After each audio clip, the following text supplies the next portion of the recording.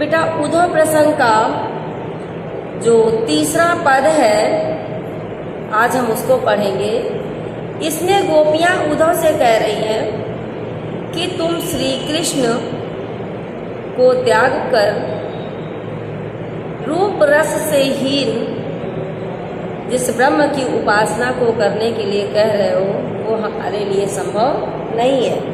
जब हम किसी चीज़ को जानते हैं, श्री कृष्ण की भक्ति को जानते हैं, उससे हम प्रेम करते हैं, उसका स्वाद हम ले चुके हैं, तो अब हमें कोई दूसरी चीज़ कैसे अच्छी लग सकती है।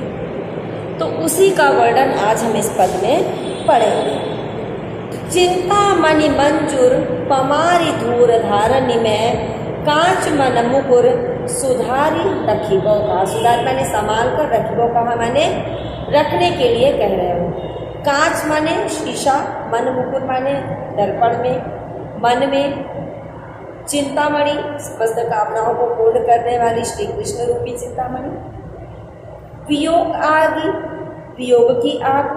सारण माने बुझाने के लिए, दूर करने के लिए। भखिबो माने भक्षण करने के लिए। बयारी माने हवा। ध्यायितो माने ध्यान करना। रस चखितो माने रस को चख लेना। विश्वमाई माने विश्व में। त्रिकुटी माने त्रिकूट में। बूंदी माने बंद करके। तो पूरा पद पढ़ते हैं। चिंतामणि मंजुल पवारी धूर धारण में कांच मन मुकुर सुधारी रखिबो कहो। कहे रत्नाकर वियोग आग सारण को उद्धव हाय हमको बयार रखिबो। रूप रसहीन जाहि निपट निरूपी चुके ताको रूप ध्यान और रस चखिबो कहो। एते बड़े विश्व माही हिरे हूँ न पय जाई पय जाही ताही त्रिकुटी में नैन मूंदी लखिबो कहो। तो गोपियां श्री कृष्ण से क्या कह रही है कि तुम चिंतामणि रूपी समस्त कामनाओं को पूर्ण करने वाली श्री कृष्ण रूपी मणि को फेंक करके भस्म रमाने के लिए कह रहे हो। मन रूपी दर्पण में तुम कांच को संभालने के लिए कह रहे हो है? तो हम उस भस्म को कैसे संभाल सकते हैं? तो कह रहे आप समस्त कामनाओं की पूर्ति करने वाले कृष्ण भक्ति को त्याग कर हमसे भस्म रमाने के लिए कह रहे हो। तो कोई भी इस बात को नहीं मानेगा तो गोपियां भला क्यों मानने लगी? आप वियोग की अग्नि को बुझाने के लिए हमें वायु भक्षण करने के लिए कह रहे हैं। अरे आपको तो पता ही है कि वायु से आग और बढ़ती है, तो कम कैसे होगी? तो क्या कह रहे हैं कि वायु भक्षण अर्थात प्राणायाम करने को कह रहे हो। तात्पर्य यह है कि जिस प्रकार वायु के द्वारा अग्नि बुझती नहीं है अपितु और बढ़ जाती है, उसी प्रकार प्राणायाम करने से वियोग की आग शांत नहीं होगी बल्कि और अधिक भड़क उठेगी। जिस ब्रह्म को आप नितांत रूप रहित तथा रस रहित सिद्ध कर चुके, आप ही ने कहा है कि ये ब्रह्म रूप रहित है, रस रहित है, उसी के रूप का ध्यान करने तथा उसका रसास्वादन अर्थात रस का पान करने के लिए कह रहे हो। अर्थात एक ओर तो आप कहते हो कि ब्रह्म निराकार है तथा रसहीन है, और दूसरी ओर आप उसके रूप का ध्यान करने के लिए कह रहे हो तथा उसका रसास्वादन करने के लिए कह रहे हो। दोनों बातों में आखिर क्या ऐसा है जो सत्य है? क्या समानता है?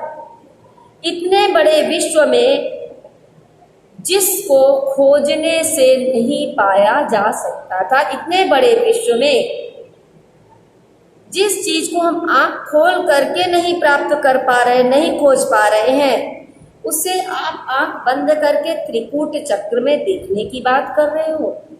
कह रहे हैं, कहने का भाव यह है कि जिस ब्रह्म को हम आंख खोल करके भी नहीं देख पा रहे हैं, उसे आंख बंद करके हम कैसे देख सकते हैं? यहाँ पर बेटा ब्रजभाषा है, श्लेष रूपक अनुप्रास और विरोधात्मक अलंकार विरोधाभास है। एक तरफ वायु भक्षण करना, दूसरा अग्नि को बुझाना, जबकि दोनों अपोजिट है। रस श्रृंगार है, शब्द शक्ति लक्षणा एवं वंजना है, गुण माधुर्य है और छंद मनहरण सवैया छंद है। आए हो सिखावन मथुरा ते, आए हो सिखावन को जोग मथुरा पे तो बह, ऊधो ये वियोग के वचन बतराओ ना। गोपियां कह रही है कि हे उद्धव, एक तो तुम मथुरा से हमें योग सिखाने के लिए आए हो, तो तुम ये जो वियोग के वचन हमसे बोल रहे हो, ये वचन हमसे मत बताओ, मत बात करो। कहे रत्नाकर दया कर दर्श दीनो। रत्नाकर कह रहे अगर आपको मेरे ऊपर दया आ रही है तो मुझे श्री कृष्ण के दर्शन करा दीजिए। दुख दरिबे को तो पे अधिक बढ़ाओ ना। अगर आप मेरे दुख को दूर नहीं कर सकते हो तो कृपा करके हमारे दुख को और मत बढ़ाइए। टूक टूक हुए हैं मन मुकुर हमारो हाय, चूकी हूँ कठोर बैन पाहन चलावो ना। क्योंकि ऐसा करने से हमारा मन रूपी दर्पण टुकड़े टुकड़े हो जाएगा। टूक टूक है माने टुकड़े टुकड़े हो जाएगा, इसलिए आप ऐसा भूल कर भी मत करिए। चूंकि हूँ कौन कठोर बैन पाहन चलावो ना, कह रहे आप अपने वचन रूपी कठोर पत्थरों को मत चलाइए। एक मनमोहन कह रही है, एक मनमोहन तो बस के उजारे मोहे, एक श्री कृष्ण तो मेरे हृदय में बसा और बस करके मुझे उजाड़ करके चला गया। ठीक है, क्योंकि श्री कृष्ण के जाने से क्या हो गया, हमारा मन बहुत दुखी हो गया। ठीक है, एक कृष्ण थे, उनके वियोग में हमारा हृदय इतना व्याकुल रहता, हम परेशान रहते, दुखी रहते। तो अगर आप इस कठोर पत्थर वचन रूपी पत्थरों को चलाओगे तो क्या होगा, हमारा हृदय रूपी दर्पण टूट जाएगा। कहने का अर्थ ये है कि अगर एक शीशा है तो उसमें एक चेहरा दिखता है, ठीक है ना। एक शीशा अगर आपके घर पे लगा तो आपका चेहरा दिखता है, लेकिन अगर वही शीशा टूट जाता है तो हर टुकड़े पर आपका प्रतिबिंब दिखाई देने लगता है।